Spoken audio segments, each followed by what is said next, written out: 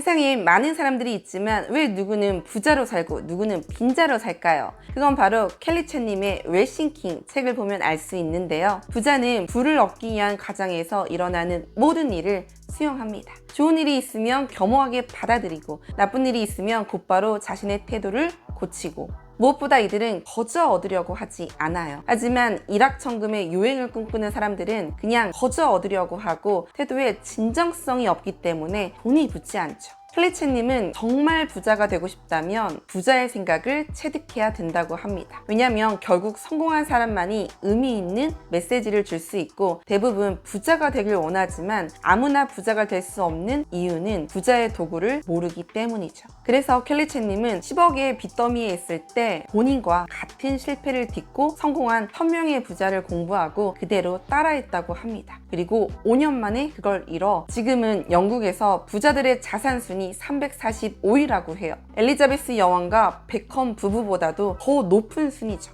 그럼 켈리 챗님이 어떻게 했는지 총 6가지에 대해 빠르게 알아볼게요. 먼저 가장 중요한 첫 번째는 반드시 할 수 있다고 믿어라. 이제 와서 무슨 부자냐고 스스로 포기하지 마라. 부자들이 부를 이루기 위해 가장 먼저 시도했던 건 바로 생각의 전환이었습니다. 우리 인생을 제한하는 벽은 세상에 대한 믿음, 타인에 대한 믿음, 나 자신에 대한 믿음에서 생기는 고정관념이에요. 부자가 된 사람들은 모두 이 3가지의 벽을 과감히 부순 사람들이죠. 켈리 챗님 역시 이 벽을 멋지게 부쉈는데요. 고등학교도 못 나오고 중졸로 공장에서 일하는 진짜 오리지널 흙수저지만 야간 학교를 다니며 스스로를 포기하지 않았죠. 혹시 삶은 개구리 이야기 들어보셨나요? 개구리를 처음 뜨거운 냄비에 넣으면 깜짝 놀라 튀어나오지만 처음부터 미지근한 물에 넣고 서서히 냄비 불을 올리면 개구리는 그대로 나오지 않고 삶은 개구리가 된다고 합니다. 스스로를 포기한 개구리가 참 어리석게 느껴지죠.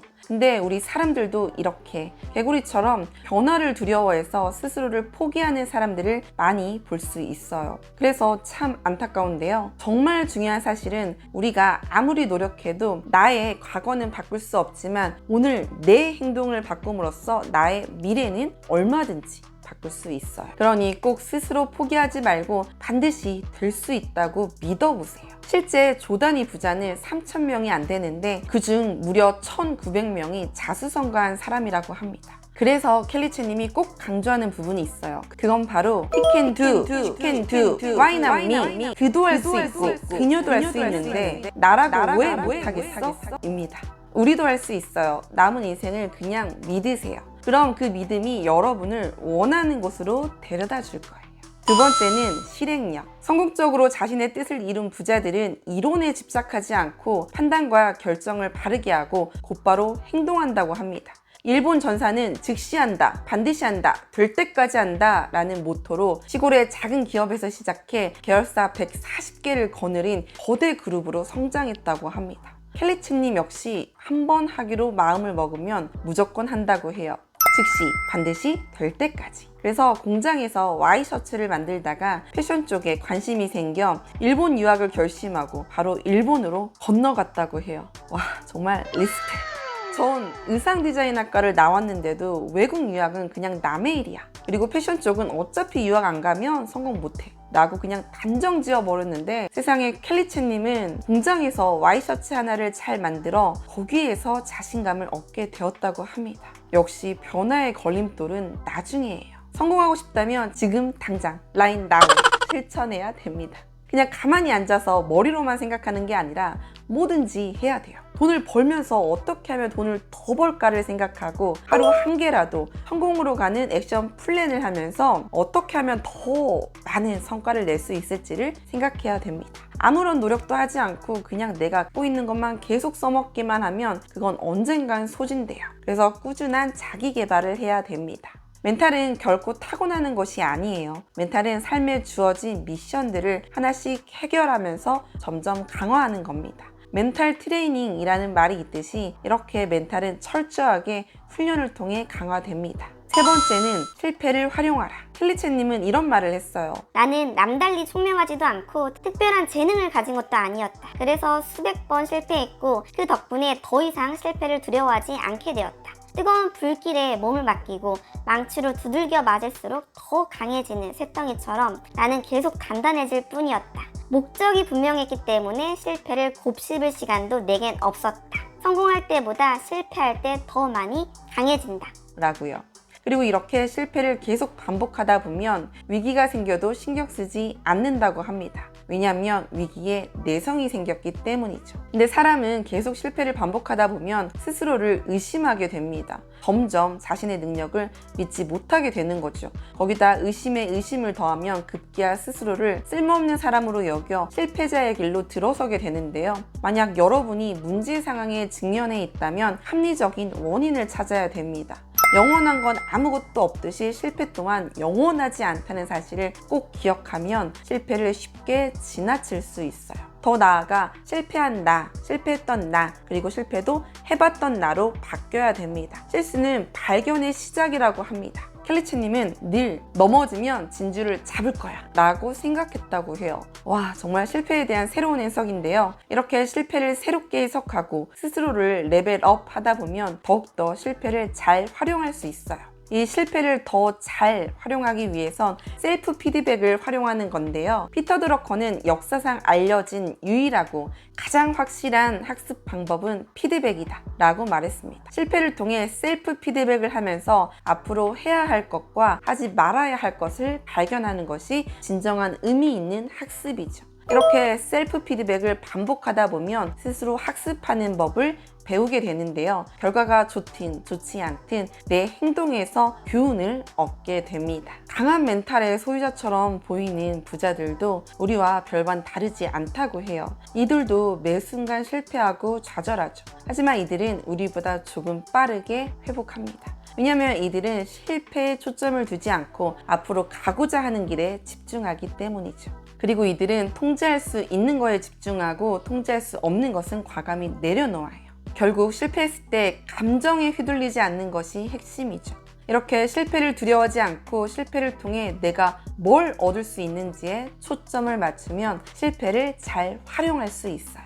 네 번째는 시각화 트레이닝. 한 인터뷰에서 켈리체님께 만약 갑자기 모든 재산이 다 사라지고 빈털터리가 된다면 가장 먼저 무엇을 할 거냐는 질문에 바로 시각화라고 했어요. 그리고 지금의 성공을 이룬 핵심 요소 역시 시각화라고 했습니다. 그럼 도대체 이 시각화가 뭘까요? 이건 바로 가장 이상적인 삶을 상상하며 내 잠재의식 속에 이미지를 심는 일이에요. 짐 캐리는 무명 시절 미래 영화 출연료로 $10,000,000라고 가짜 수표를 쓰고 지갑에 그 수표가 낡을 때까지 가지고 다니다 정말 5년 후 덤앤더머라는 영화 출연료로 $10,000,000를 벌게 되었다고 합니다. 바로 이게 끌어당김의 법칙인데요. 목표를 분명히 하고 성공한 나의 청사진을 생생하게 시각화해서 내 삶에 신념을 심는 이치입니다.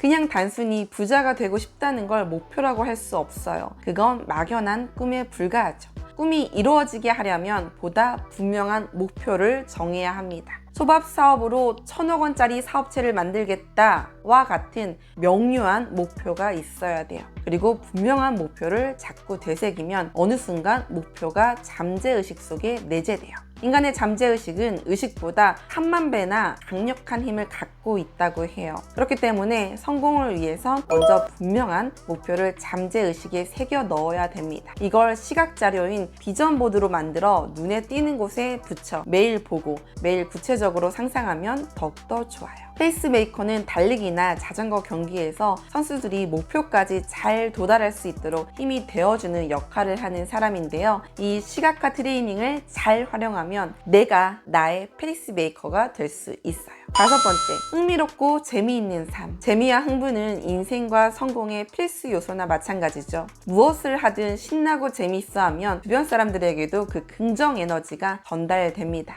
일상에서 재미와 흥을 찾아보세요.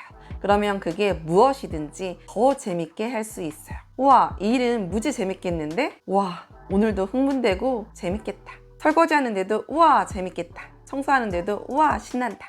오늘은 어떤 방법으로 재밌게 해볼까? 음악을 들어볼까? 한번 크게 웃고 시작할까? 이렇게 말하면 일에 대한 부정적 장벽이 무너지고 진짜 그 일이 재밌게 느껴지기 시작합니다. 그래서 켈리체님은 늘 이렇게 모든 일을 재밌게 한다고 해요. 6번째, 아침 긍정 학원. 지금의 켈리체님을 만들어준 아침 긍정 학원인데요. 총 21개 중 제게 가장 와닿은 8개만 말씀드릴게요. 오늘도 즐겁고 기대되는 하루가 시작되었다. 나는 성장하고 있다. 내 인생은 더 좋은 방향으로 흐르고 있다. 나는 행복한 사람이다. 나에게는 모든 문제의 답을 찾을 수 있는 지혜가 있다. 나는 내 꿈에 조금 더 가까이 다가가고 있다. 나는 나를 있는 그대로 사랑한다. 모든 것에 감사합니다. 이 8개를 매일 아침 반복해서 읽어보세요. 그러면 우리의 무의식이 우리를 좋은 방향으로 이끌어 줄 거예요. 마지막으로 정리하면 부자가 되기 위해선 반드시 할 수 있다고 믿고 실행하고 실패를 활용하고 시각화 트레이닝을 통해 흥미롭고 재미있는 삶을 살며 아침 긍정 확언을 하면 끌어당긴 법칙을 통해 부를 창조하는 생각의 뿌리를 만들어 우리도 진짜 부자가 될 수 있어요.